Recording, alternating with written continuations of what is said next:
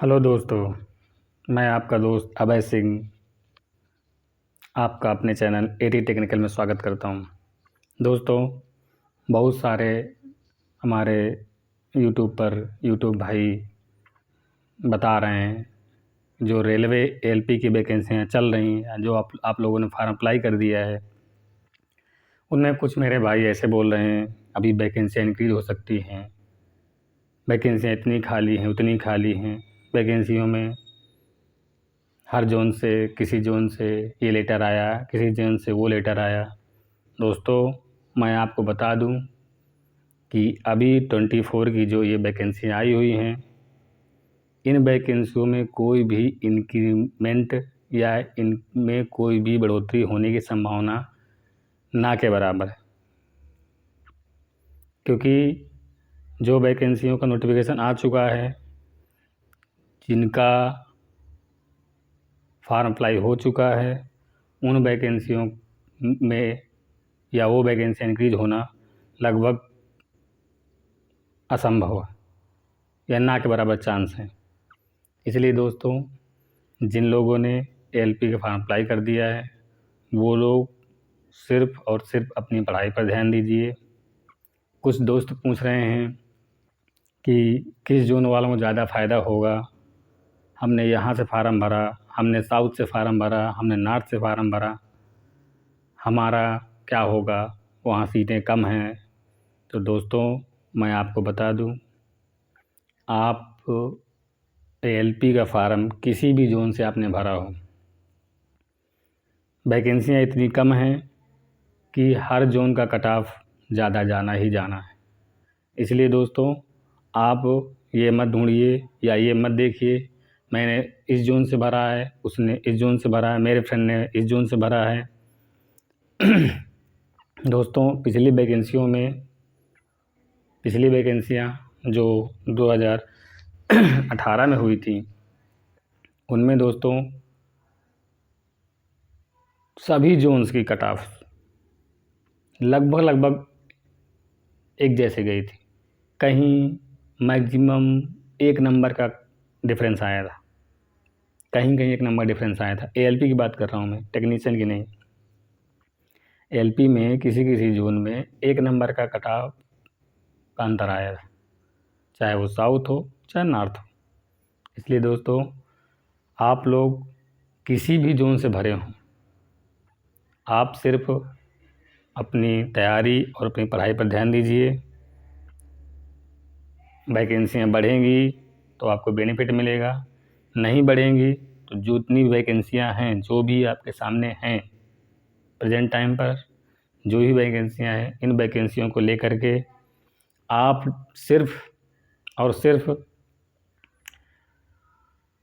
जो वैकेंसियाँ आपको अभी दिखी हैं नोटिफिकेशन में, इन्हीं वैकेंसियों को लेकर के आप तैयारी करिए। अगर वैकेंसी बढ़ जाती हैं, चांसेस तो नहीं हैं, लेकिन शायद अगर बढ़ जाती हैं किसी कारण से, चुनाव की वजह से, रेल मिनिस्ट्री के प्रेशर की वजह से कुछ वैकेंसियाँ बढ़ जाती हैं, उसमें आपको बेनिफिट मिलेगा। दोस्तों, आपने साउथ में डाला है, नॉर्थ में डाला है, कितना कट ऑफ होगा, क्या कट ऑफ होगा, इस पर अभी विचार करने का टाइम नहीं है।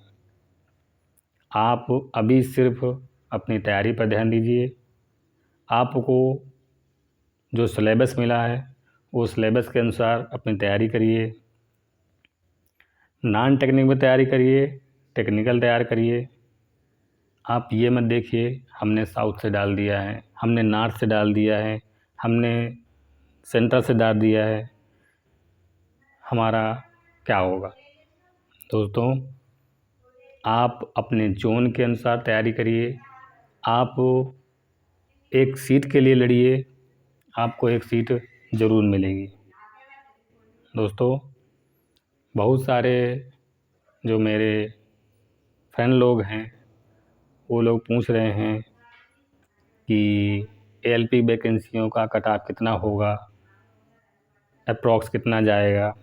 तो दोस्तों, मैं बता दूं, ऑल इंडिया कोई भी जोन हो, इतनी कम वैकेंसियों में जो जनरल कट ऑफ है वो 85 प्लस ही रहेगा। आप ये भूल जाइए कि कट ऑफ डाउन हो सकता है। जो एग्ज़ाम हमने दिया था या जो एग्ज़ाम मैंने दिया था उस एग्ज़ाम में 36,000 ALP टेक्नीशियन वैकेंसी थी, फिर भी उसका कट ऑफ 72, 73, 75 के अप्रॉक्स आसपास था। सोचिए दोस्तों, जब 5,000 वैकेंसियाँ हैं तो आपका कट ऑफ कितना होगा। इसलिए जो जनरल कैटेगरी के कैंडिडेट हैं उनका कट ऑफ 85+ ही रहेगा।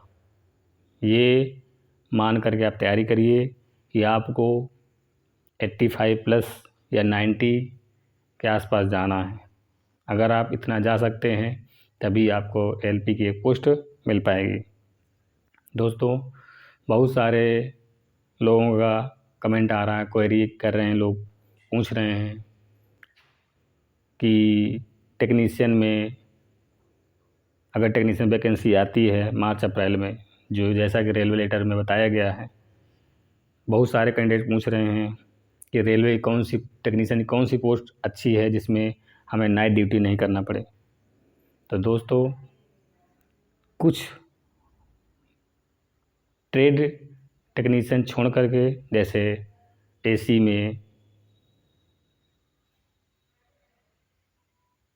में आपको और ट्रेन लाइटिंग में जो टेक्नीशियन होते हैं उनकी सिर्फ ड्यूटी चलती है।